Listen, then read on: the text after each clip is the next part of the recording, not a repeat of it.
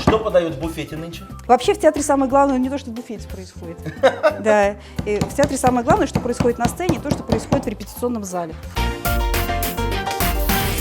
Здравствуйте, дорогие друзья! Исян Месес. В эфире кулинарное шоу «Секреты татарской кухни». Как всегда, мы сегодня приготовили для вас очередной вкусный кулинарный рецепт.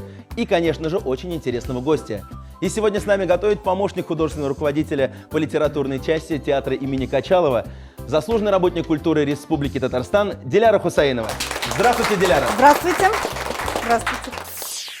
Диляра Хусаинова, помощник художественного руководителя по литературной части Казанского академического русского большого драматического театра имени Качалова, заслуженный работник культуры Республики Татарстан. В театре имени Качалова служит с 2001 года. Это Рада вам. вас видеть. Да. Вау. Это что я могла принести? Давайте я Это посмотрю. буклет нашего театра. Вашего последний. любимого театра. Да, театр, в котором я работаю. И это последний буклет. У нас их несколько. И театр, Вот. который буквально недавно отметил. 225-летний юбилей. Поздравляем! 225 лет русскому большому драматическому театру имени Качалова. Казанский русский драматический театр – один из старейших не только в Поволжье, но и в России. И на сегодняшний день один из крупнейших театральных коллективов страны. Он основан в 1791 году и носит имя выдающегося артиста, одного из корифеев Московского художественного театра Василия Ивановича Качалова, который начинал здесь свой профессиональный актерский путь. Ему в фойе-атриуме театра установлен пока единственный памятник.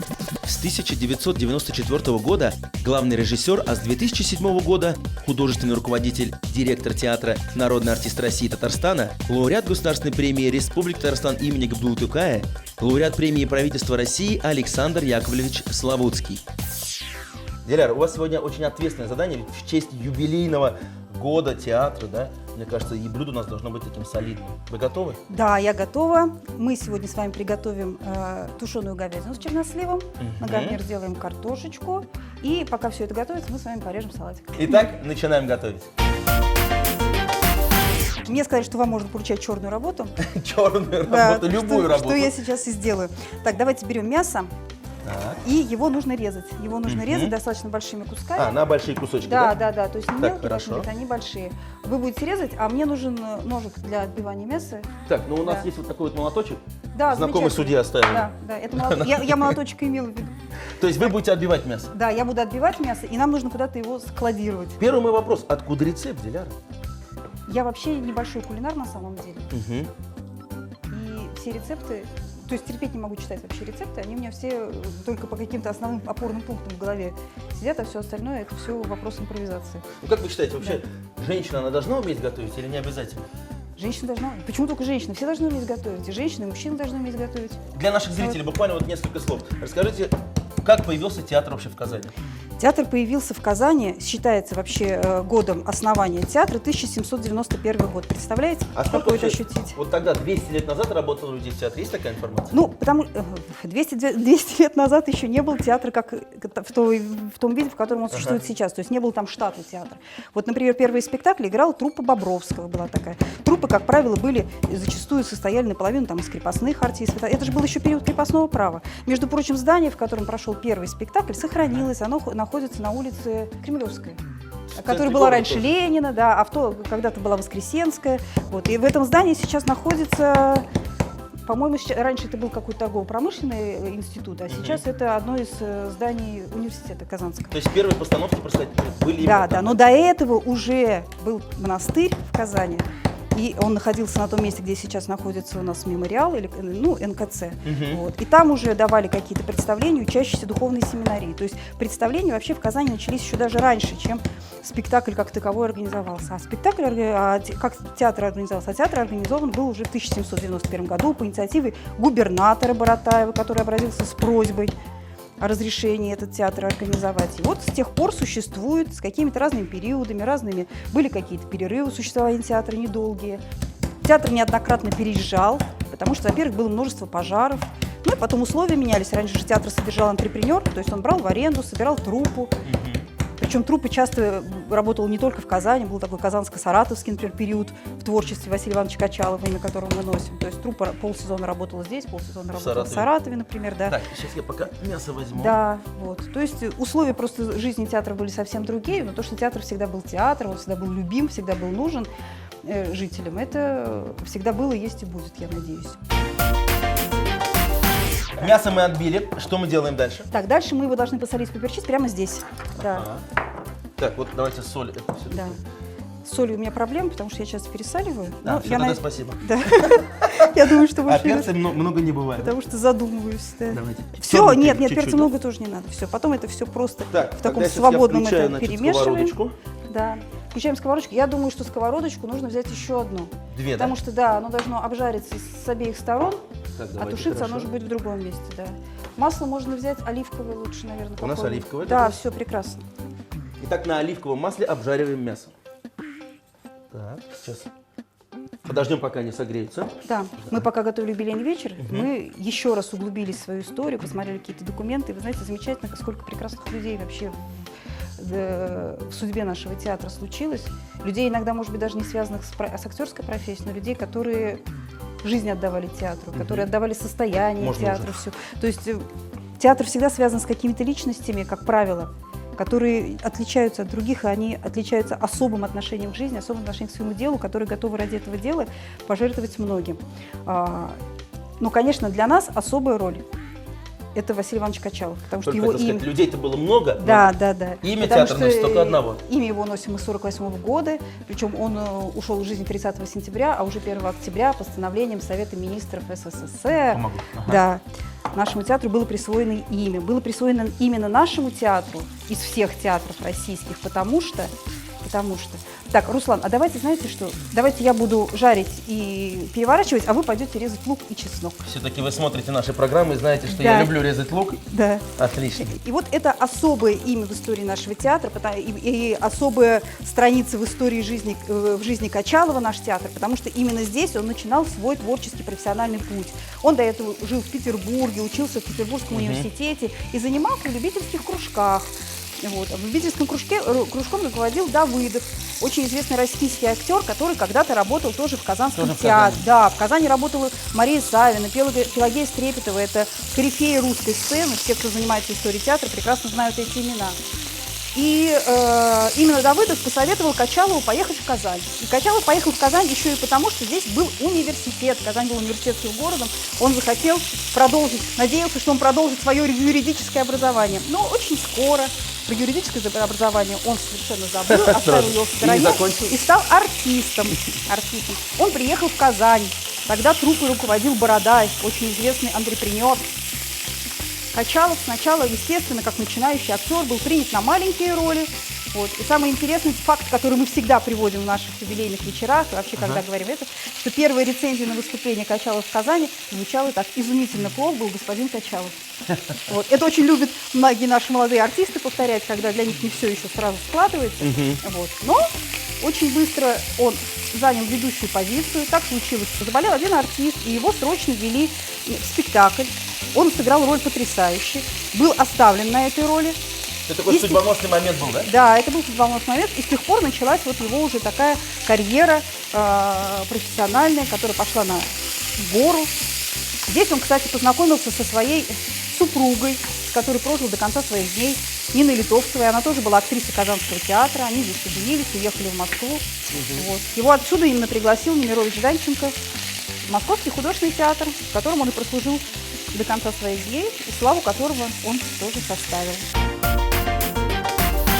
Так, сейчас нужно сюда побросать луком. Лук, Так, давай. Да. По половинке. По половиночке сюда. Давайте. Половиночку туда. И пока можете резать чеснок, а мне, если вы подадите вот томатную пасту. Так, томатную пасту тоже добавляем. Да, тоже сюда добавляем. И ложечку какую-нибудь надо, наверное. Я это прям добавлю. Так, ну процесс мне нравится. Что-то похоже на азу. Томатная паста, мясо. Да. Так, и сметанку сюда же. Сметану тоже добавляем. Да. Диляра, раз мы уже заговорили о Качалове, вы знаете, кстати, его любимое блюдо? Есть Я такая как раз информация? узнавала, когда собиралась к вам на программу, я написала внучке Василия Ивановича Качала, Марии Вадимовне Шверубович, как раз с вопросом, было ли у Качала какое-то любимое блюдо. А параллельно я пока стала шерстить в интернете, смотреть по каким-то воспоминаниям про их застолье.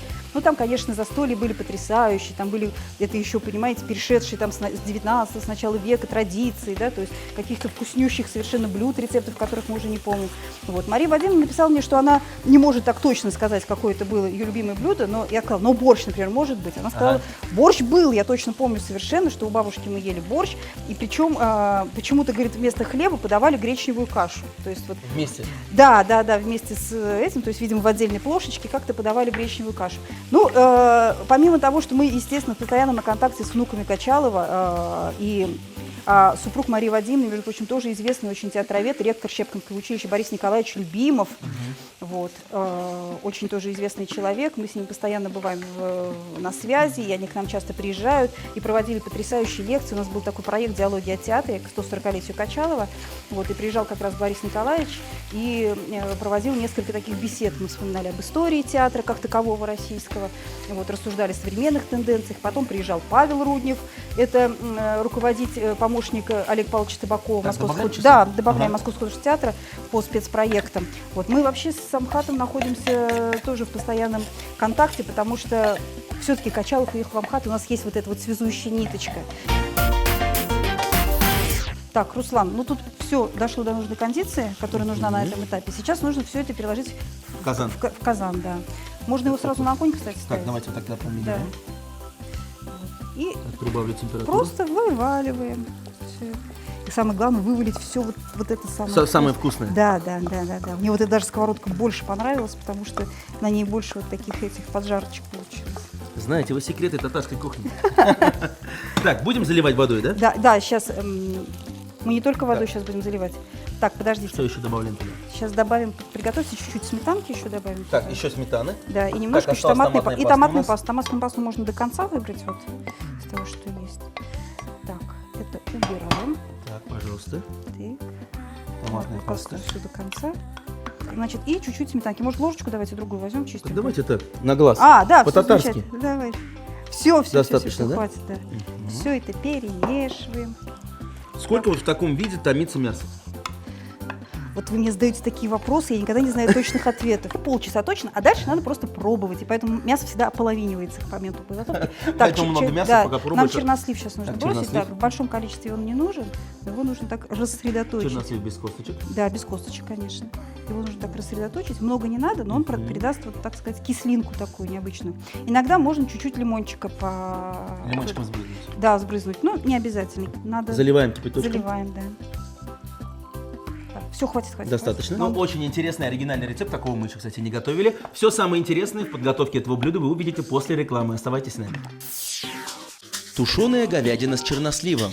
Мясо нарезали поперек волокон на небольшие кусочки. Отбили с двух сторон, посолили, поперчили и обжарили на растительном масле до румяной корочки. Добавили к мясу мелко нарезанный лук, чеснок, а также сметану и томатную пасту. Затем все переложили в казан, добавили еще немного томатной пасты, сметану и чернослив. Залили стаканом кипятка и тушили на медленном огне под крышкой до готовности. Вы вновь смотрите программу «Секреты татарской кухни». Мы сегодня готовим говядину с черносливом по эксклюзивному рецепту от Диляры Хусаиновой. Диляр, спасибо большое, что вы пришли к нам, нашли время. И мы сегодня говорим о юбилее нашего любимого русского большого драматического театра. 225 лет ему в 2016 году. Поздравляем. Да, спасибо большое. Это очень Так. радостный для нас праздник. Так, Мясо здесь. Мясо здесь. Так, мы нужно, его сейчас нужно, откроем. знаете, что чуть-чуть вот так оставить. Оставили. И можно поставить картошку варить. Да, здесь у нас на гарнир обычный картофель. Мы его разрезали пополам и посолили. Так, и отвариваем. Да, и мы с вами пока делаем салатик. Да, есть у нас и салатик. Да, есть у нас и салатик. Так, вы Ингредиенты что больше расскажите. любите резать? Значит, нужен перчик, Так. нужны помидорки и нужны огурчик. А Огурчик. что же вот этот вот секретный И- ингредиент, похожий на масло? Это брынза. Руслан, режете помидорку, режете ее так на половиночки, а потом... Так, на таким- половиночке. Да, и потом полукружочками такими получится. Я пока буду резать перчик. И все это сваливаем туда вот. Кстати, салат-то совсем не греческий у нас получается. Нет, это такой получится казанский салат. Так, Я а его ты- так называю, Ну, тем более его готовят жители Казани. конечно. И в Казани. Продолжаем говорить про театр в юбилейный год. Чем отличается вообще этот сезон от прошлого? Вообще, юбилейный был прошлый сезон, 225-й. потому что мы же совпадение. живем, да, Ага. мы живем немножечко другим измерением по календарю, мы живем сезонами, и поэтому у нас на сезон приходится 2 календарных года. Вот. И юбилейный год начался в 2016 году, то есть начался в середине 225-го юбилейного сезона, а продолжился юбилейный год календарный уже в 226-м сезоне, то есть в том, который идет сейчас. И поэтому юбилейный вечер, поскольку все представления начались в Казани осенью, то и отмечаем мы, естественно, юбилей осенью юбилейного года. Вот. Сезон чем отличается? Отличается просто, может быть, каким-то другим чуть-чуть настроем, более повышенным, но в нашей работе это мало что поменяло, потому что самая наша главная работа – это выпускать спектакли, играть спектакли, что мы всегда делаем. Я считаю, что какая бы богатая история у театра ни была, ее нужно помнить, ее нужно знать, о ней нужно рассказывать обязательно. И у нас сейчас идет, кстати, большая работа по созданию нашей музейной экспозиции. У нас после реконструкции появился музейный блок трехэтажный. Это не каждый театр далеко имеет. Вот. И там будет представлена Он же находится в здании театра. Да, он находится в здании театра, там выход из фойе театра, это для наших зрителей будет бесплатным, естественно, посещение этого музея. И вот там будет представлена вся история. Но театр – живой организм, он существует здесь и сейчас. Это вообще самый удивительный вид искусства, потому что после него практически ничего не остается, понимаете? То есть только то, что зрители вот видят сейчас, оно вот вроде как есть, понимаете? А уже завтра они приходят даже на этот же спектакль, и он немножечко другой. Поэтому спектакль рождается и умирает в течение одного вечера, получается. Какие постановки были? Вот, Вот, в честь юбилея? в честь юбилея специальных постановок не было. В честь юбилея был юбилейный вечер. Но тот сезон у нас ознаменовался 3 прекрасными премьерами. Это «Безумный день» или «Женитьба Фигаро», который поставил Александр Яковлевич Славутский, вот, и который с большим успехом идет сейчас, один из хитов нашего театра, скажем так. Билет вы, если захотите купить, я думаю, что это надо будет озаботиться на очень много заранее. Вот. Это прекрасный режиссер из Санкт-Петербурга, лауреат «Золотой маски» Григорий Десятковский поставил спектакль «Дон Жуан» Мольера. И там тоже он несколько иной, но в русле нашего театра, в русле соединения вот психологического театра со зрелищностью, с театральностью, то, что мы так любим, то, что заложено в эстетике нашего художественного руководителя. Любой самый успешный театр, он всегда, его успехи или неуспехи, они всегда связаны с тем, кто определяет на данный момент его эстетическую политику. И то, что последние 23-24 года эстетику театра определяет такой художник, такой режиссер, как Александр Яковлевич Славутский, я считаю, что это и привело к тому, что мы сейчас имеем в нашем театре. А что мы имеем? Мы имеем успешные, востребованные спектакли, в которых есть все. Есть прекрасная литература в основе этих спектаклей, есть замечательный актерский ансамбль, потому что Александр Яковлевич умеет как никто работать с артистами. Вот, кстати, об артистах нехватка кадров ощущается или наоборот? Я считаю, что у нас сейчас одна из лучших труп, вот, но всегда хочется, чтобы появился вот еще какой-то такой артист вот такого определенного возраста. Вот нам сейчас, например, не хватает очень артистов в возрастном периоде от 40 до 50 лет. Молодежь приходит, но молодежь приходит, которые все равно, они должны набраться опыта, их нужно еще чему-то поучить, даже если они уже закончили вуз. Вот. У нас есть, конечно, костяк вот, труппы, это очень мощный костяк, это и наши мэтры, такие как Геннадий Прытков, Светлана Романова, Михаил Галицкий, это и ставшие уже ведущими артистами, уже не первый сезон с нашего поколения среднее, это Илья Славутский, Елена Ряшина, и Эльза Фардеева, и Марат Голубев. Руслан, мы с вами увлеклись, так много нарезали, что я думаю, нам нужно переложить в более... Это по привычке, вы же всегда думаете о труппе театра, да, чтобы хватило всем. Я поэтому... Так, ну давайте. Вот, да, потому что потом будет очень непросто размешать все. Диляра, я ведь слышал, что вы, конечно, сейчас помощник, художественный руководитель, но вы тоже могли стать актрисой. Расскажите буквально в 2 словах. Александр Яковлевич любит очень рассказывать эту историю. Я поступала к Александру Яковлевичу на актерский курс, который он набирал. Он ведь выпустил 2 актерских курса. И вот на первый курс, который он набирал в 95 году, я попробовала поступить. Но я к тому времени, мне уже было аж 22 года. Я закончила филологический факультет нашего университета. Для актрисы это вообще поступление, это очень большой возраст. Вот. Он продержал меня до 3-го тура, чем, в принципе, мое самолюбие было чем-то так утешено. То есть 1-й тур прошли, 2-й прошли? Да, и 3-й даже прошла, а потом уже был какой-то еще там отбор, и уже вот несколько человек, которые не остались. Так, что у нас, сыр остается? Да, нам остается сыр. Сыр лучше не резать. Вот сыр лучше просто вилочкой сейчас брать, потому что мы его все равно будем сейчас мять там. И он тогда уже мне сказал, что я слишком взрослая для того, чтобы поступать в актрисы и быть актрисой. Поэтому, что раз у меня филологическое образование, то я вполне могу попробовать себя в качестве помощника художественного руководителя по литературной части. И он меня взял и стал учить профессии, потому что я считаю, что профессии зав. Литературной частью, на театральном языке эта профессия во всех кругах называется завлит. Зав. Литературной части, потому что раньше называлась... В двух словах буквально, вот ваша прямая обязанность. Прямых обязанностей, на самом деле, очень много. Театр – дело коллективное, и нет ничего, какого-то такого дела, которое бы я делала одна. Я участвую в репетиционном процессе, я там помогаю, особенно в застольном периоде. Есть такой застольный период в репетициях, когда мы садимся с пьесой. Застольный это в этом плане? Я думаю, застольный период, когда удачно прошла премьера. В застольном периоде участвуют многие. Я участвую в этом процессе по мере всех своих знаний, возможностей, ищу материалы, мы работаем с текстом очень мощно. Мы работаем с пресс-службой нашего театра, тоже это зона моей ответственности. Сейчас мы занимаемся музеем.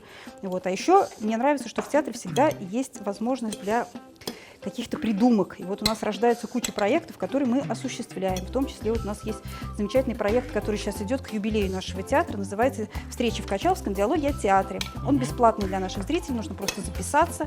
В течение всего сезона на малой сцене проходят встречи с нашими ведущими артистами. Прошли уже 3 встречи с Михаилом. Каков результат? Замечательный. Во-первых, мы не ожидали, что будет столько народу, мы еле-еле всех умещаем. Во-вторых, я очень рада, что те люди, которых я знаю и люблю, с которыми я сроднилась, наши артисты, что они могут чуть-чуть по-другому открыться, и что их с этой же стороны узнаю не только я, но и наши зрители, которые их очень любят. И самое главное для меня в этих встречах, вот уже 3 прошло, это те люди, которые к нам приходят. Вы знаете, это такие замечательные люди, это такие потрясающие лица, они с такой душой слушают, они так рассказывают, они так знают, что я думаю, что все не зря, вот честное слово, потому что... Я предлагаю вот сейчас посмотреть в камеру, да, и всем зрителям нашего любимого театра передать большой привет и сказать спасибо. Дорогие наши зрители, мы работаем для вас. Если не будет вас, не будет и нас. Большое спасибо, что вы к нам приходите. Мы будем и дальше дарить вам наши премьеры, и мы всегда рады встрече с вами. Приходите в театр. Вот так. Так, салатик у нас готов, я порезал. Да, его уже больше ничего не надо добавлять, ни масла, Всё уже, а да? соль только каждый к себе в тарелочку, если тут не хватит, потому что сыр достаточно соленый, и я думаю, что уже ничего не нужно. Это такой соус скорее получился. хочется уже все пробовать. Так, кстати, укропчик я порезал, это будет у нас для гарнира. Итак, буквально через мгновение красивый стол и самый вкусный момент программы. Салат казанский театральный. Помидоры нарезали дольками, огурцы и перец кубиками. Соединили все в салатной миске, добавили брынзу и тщательно перемешали.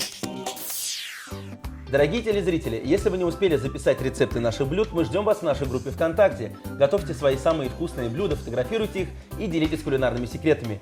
А также не забываем подписываться на наш канал на YouTube. Все готово? Да. Отлично Я проходит прям волнуюсь. программа, приуроченная к юбилею Русского Большого драматического театра имени Качалова.